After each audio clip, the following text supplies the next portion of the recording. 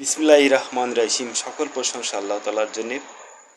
আমি রাহিনুর রহমান শাহিন বলছিলাম ইমাম পরিবার থেকে। এর আগে এর আগে অনেকগুলো কোরআনের অনেকগুলো সূরার ব্যাখ্যা সূরার আয়াত থেকে ব্যাখ্যা করছি। এরপরে গতদিন দিছিলাম একটা ব্যাখ্যা, সেটা হচ্ছে যে সূরা নাসর। সূরা নাসরটা শব্দ তো বুঝলাম যে নাসর বান্দা যারা, তাদেরকে নাসর শব্দ থেকে আসছে। যারা আল্লাহর দিন প্রতিষ্ঠা করার জন্যে, যারা কোনো নবুয়তপ্রাপ্ত হওয়ার পরে নবীর যে আনুগত্য, আল্লাহর আনুগত্য স্বীকার করা বা নবীদের যার পথ, নবীরা যে ভালো পথ দিক নির্দেশনা করে সেই পথ অনুসারী হওয়ার জন্যে, বা দেখা যায় নবীরা যে বিধিবিধান আল্লাহর তরফ থেকে যে বিধিবিধান দিয়ে থাকে, এইসব বিধিবিধান মোতাবেক চলা বা ভালো কাজ বা সুগম করার জন্যে তাদের যে নাসর বান্দা বা তাদের সাথে লেগে থাকে, এই ধরনের শব্দ থেকে সূরা নাসর সূরাটার ব্যাখ্যা আর কি। এরপরে আসতেছে আমাদের সূরা কাফিরুন। সূরা কাফিরুন 109 নম্বর সূরা। সূরা কাফিরুন শব্দের অর্থ হচ্ছে যে কাফিরুন, কাক বা কাক। এটা কাকটা হচ্ছে কাক অথবা যেটা আমরা কুকুর বলি আর কি, কুকুর বা কাক, এই শব্দ থেকে আসছে কাফিরুন শব্দটা। মানে কাকটা হচ্ছে যে এই কাক কাক যেমন কাক করে করে চলে যায় আর ফিরে আসে না, এই শব্দ থেকে কাফিরুন শব্দ যায়। অর্থাৎ একটা কাক যখন ডেকে ডেকে চলে যায়, যে কাকা করে চলে যায়, এই শব্দ থেকে কাফিরুন শব্দটা আসছে। কাফিরুন শব্দটা সূরা বলতেছি আমি, বলো হে কাফিররা, বলো হে কাফিররা, আমি তাহার ইবাদত করি না যাহার ইবাদত তুমি করো। কাফিরদের বলতেছে কে? আল্লাহ আল্লাহ ফেরেশতার মাধ্যমে ওহী নাযিল করছে, বলছে যে নবীকে বলছে যে বলো হে কাফিররা, অর্থাৎ কাফিরদেরকে বলো হে কাফিররা, আমি তার ইবাদত করি না। কাফিরা যার ইবাদত করে, দেখা যায় তারা বিভিন্ন শিরককারী বা শরিক করে থাকে, সেই সব কাজ নবীকে বলছে যে, সেই সব নবী বলতে তখন তাদেরকে বলছে যে আমি তোমাদের এই ইবাদত করি না। ইবাদত শব্দটা আসছে করি না যাহা তোমরা ইবাদত করো। ইবাদত শব্দটা, ইবাদত শব্দ আমি এর আগে বলছি, ইবাদত শব্দটা আসছে কালির যে দোয়াত আছে, এই দোয়াত থেকে যখন আমরা কলম দিয়ে লিখি, আগের অনেক পূর্বে মানুষ যেমন কালির থেকে যেমন কিছু পাতা পোড়ায়ে বা কোনো কিছু পোড়ানোর পরে সেটাকে করার পরে একটা দোয়াতের ভিতরে দিয়ে, সেটা দিয়ে বাঁশের কুঞ্চি দিয়ে, এই ধরনের দিয়ে, অথবা আগে পেন ছিল, এক ধরনের পেন আছে যেগুলো নিয়ে আস্তে আস্তে কলম দিয়ে লেখা হতো, এ ধরনের শব্দ। ইবাদত বলতেছে এখানে ইবাদত, এবার নিজেকে, এই শব্দটা নিজে দোয়াত থেকে যেভাবে কালি নিয়ে সোপ বা ছাপ দেওয়া হয়, এই ধরনের শব্দ থেকে ইবাদত। অর্থাৎ মানুষের শরীরে, আমি যেটা বলছিলাম যে ফরজ কাজ করলে মানুষের শরীরে যে আলো বা পাওয়ার ঢোকে, আল্লাহর যে আলো বা পাওয়ার ঢোকে বা ঢোকানো হয়, যে প্রক্রিয়াকে টেকে, সেটা বলি ইবাদত। তাই নামাজ পড়লে ইবাদত, রুকু সিজদা করলে, যেমন বললাম যে সিজদা করলে কপাল থেকে, রুকু করলে দেখা যায় যে রুকু করলে গলার নলি থেকে, এই যে পয়েন্টগুলো বা মুখগুলো থেকে যে আলোগুলো ঢোকে, এই ঢোকার উপায়টা হচ্ছে ইবাদত মতে, অর্থাৎ কালি থেকে এই পৃথিবীর যেসব জগৎ একটা গোলাকারে, আগের কালি দোয়াতগুলো সাধারণত গোলাকার ছিল, একটা বলাকৃতি, তার থেকে যেমন কালি নিয়ে নিয়ে যেভাবে লেখা হয়, ঠিক এইভাবে, অর্থাৎ এই পৃথিবী একটা গোল, এর ভিতরে যে আলো থাকে, এই আলো থেকে নিয়ে মানুষের শরীরে ঢুকানোটাই আছে। মানুষের যদি একটা কলম হয়, পৃথিবীটা যদি কালির দোয়াত হয়, এই দোয়াত থেকে যেভাবে নিয়ে লেখা হয়, এটাকে বলে ইবাদত। তাই আমি তাহার ইবাদত করি না যাহার ইবাদত তোমরা করো। কাকে বলছে? কাফিরদের বলছে। তাহলে এখানে ইবাদত শব্দটা হচ্ছে কালির দোয়াত বা পাওয়ার নিজেকে ভরা, অর্থাৎ নবী রসুলটা যেভাবে পাওয়ার ভরে, এটা তাদের বলছে নবীরা সেই যেভাবে ভরে, কিন্তু কাফিরা সেইভাবে, সেই প্রক্রিয়ায় তারা এই কালি বা পাওয়াটা তারা আসলে তারা ঢুকায় না, অন্য পন্থাতে ঢুকায়। এবং তোমরা তাহার ইবাদতকারী নয়, তোমরাও তাহার তোমরাও তাহার ইবাদতকারী নয়, তোমরা তোমরা তাহার ইবাদতকারী নয়, যাহার ইবাদত আমি করি। তোমরা তাহার ইবাদতকারীও নও আর কি, বা তোমরা যারা তোমরা আছো যারা তারা তোমরা তাহার ইবাদতকারীও নয়। মানে তোমরা দেখা যায় তারা বেধর্মী বা অন্য ধর্মের শিরিককারী শরিক করে, এ ধরনের তাদেরকে বোঝাচ্ছে যে তোমরা তোমরা তাহার ইবাদতকারী নয়, যাহার ইবাদত আমি করি। এরপরে বলতেছে আমি এবং আমি ইবাদত করি নয় তাহার, আমি ইবাদত করি নয় নয় তাহার তাহার যাহারা যাহার ইবাদত তোমরা করে আসছো। অর্থাৎ আমি ইবাদতকারী নয়, মানে কাকে ইবাদতকারী নাই, দেখা যাচ্ছে কাফিরা যাকে ইবাদত করে আসছে, কাফিরা সাধারণত শরিককারী শিরিককারী এই ধরনের কাজ করে থাকে, তাদেরকে তার ইবাদত করে নবী রাসূলুল্লাহ করে না। তারা একমাত্র আল্লাহর উপর ভরসা করে। আল্লাহর যে বিধিবিধান ধর্মীয় বিধান দিয়েছে, রুকু করো, সিজদা করো, জাকাত করো, হজ করো, কালিমা পড়ো, তারপরে ফিতরা করো, এই ধরনের যে কাজগুলো দিয়েছে ধর্মীয় বিধিবিধান অনুযায়ী সেই মোতাবেক করে নবী রাসূলুল্লাহ। কিন্তু কাফিরা করে কি, তারা আলো ধরে, যেমন নাকের টাচ, কপালের টাচ, হাতের টাচ, পায়ের টাচ, বিভিন্ন ধরনের শরীরের টাচ নিয়ে, এই ধরনের টাচ নিয়ে যে প্রসেসিং করে আলো ভরে, এই আলো ভরার প্রক্রিয়াটাকে করে শরিককারী। আর শিরিককারী যারা দেবদেবী, ঠাকুর পূজা, মূর্তি পূজা, বিভিন্ন ধরনের পূজা বা মানসিক বড় বড় যারা ধনী বা বস তাদের সে কাউকে প্রভুত্ব বা কাউকে বস বা কাউকে বেশি কর্তৃত্ববান করে, কাউকে এমনকি সৃষ্টিকর্তা কোনো কিছু সৃষ্টি করে এমন ধরনের দাবি করে, তাদেরকে বলা হয় শিরিককারী। এই এই কথা বলতেছে যে তাদের ইবাদত করে আমি এবং আমি ইবাদত করি নয়, যাহার ইবাদত তোমরা করিয়া আসতেছো। তাহলে অধর্ম বা অধর্ম যারা আল্লাহর ধর্মীয় বিধিবিধান মোতাবেক চলে তাদেরকে ধর্ম, যারা আল্লাহর ধর্মীয় বিধিবিধান মোতাবেক চলে না তাদেরকে অধর্ম। এবং তোমরা যাহার ইবাদত করি নয়, যাহার ইবাদত আমি করি। এবং তোমরা যাহার ইবাদতকারীও নয়, যাহার ইবাদত আমি করি। কারণ নবী রাসূলদেরকে সাধারণত আল্লাহর তরফ থেকে যে নবুয়ত প্রাপ্ত হয়, তাদেরকে একটা বিধিবিধান মোতাবেক তাদেরকে এই পাওয়ার ধরা বা আলো ধরা বা লাইট ধরা, যে নিয়মকানুনগুলো আল্লাহর তরফ থেকে শিখায় বা যে ধর্মীয় বিধিবিধান অনুযায়ী তাদেরকে যে করণীয় আছে এই নবুয়ত পরিচালনা করার জন্য, এই কথা বলতেছে যে এবং তোমরা তাহার ইবাদতকারী নয়, যাহার ইবাদত আমি করি। অর্থাৎ নবী যেসব ইবাদত করে বা যেসব পাওয়ার ধরে, যেসব নিয়মকানুনগুলো, সেই সব নিয়মকানুনগুলো সাধারণ মানুষের ক্ষেত্রে প্রযোজ্য নয়। সাধারণ মানুষ নবী যে বিধিবিধান বা যে নবী যে রুল বা রেজুলেশন অনুযায়ী দেবে সেই অনুপাতে সাধারণ মানুষ চলবে, এটা নিয়ম। কিন্তু নবীর যে পথ অনুসরণ করবে সেই পথটা অনুসরণ করা মানুষের জন্য নয়। মানুষকে অনুসরণ করবে সেটাই নবী যে বিধিবিধান, নবী যে জিনিসটা বলবে ভালো এটা করো সেটা করার জন্য, যেটা নিষেধ করবে সেটা না করার জন্য।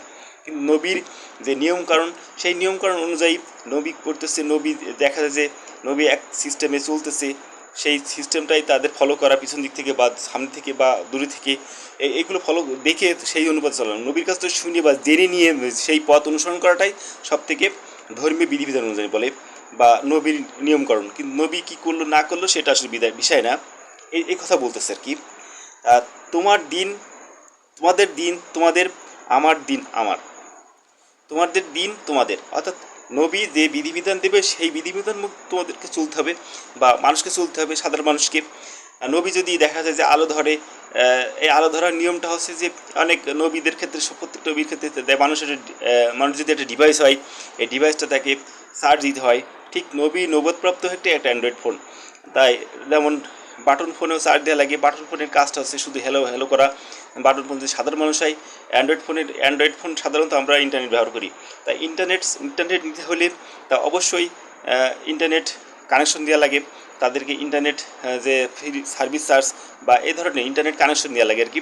ইন্টারনেট তারপরে বিভিন্ন ধরনের ওয়েবসাইট আছে, সেই ওয়েবসাইটগুলো অ্যাপসগুলো খোলার পরে সেগুলো কাজকর্ম পরিচালিত হয়। ঠিক বাটন ফোনে কিন্তু ইন্টারনেট না ইউজ করার জন্য ইন্টারনেট প্রয়োজন হয় না। তা সাধারণ মানুষের ক্ষেত্রে ইন্টারনেট কোনো প্রয়োজন হয় না। সাধারণ মানুষ এই জন্যে আলো ধরা বা পাওয়ার ধরার এই সবগুলো নিয়ম নেই।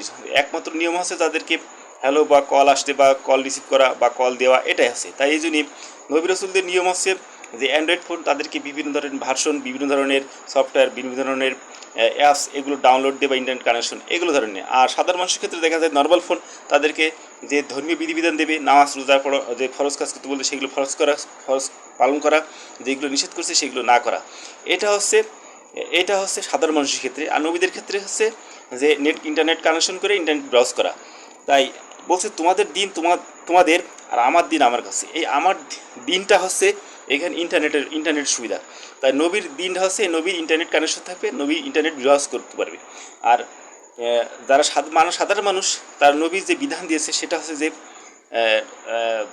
ফরজ কাজ আদায় করা, কোনগুলোকে ফরজ কাজ সেগুলো তার শনাক্ত করে বলবে, নামাজ পড়া, রোজা রাখা, হাজ করা, জাকাত করা, সাদগা করা, এইসবগুলো ফরজ কাজ।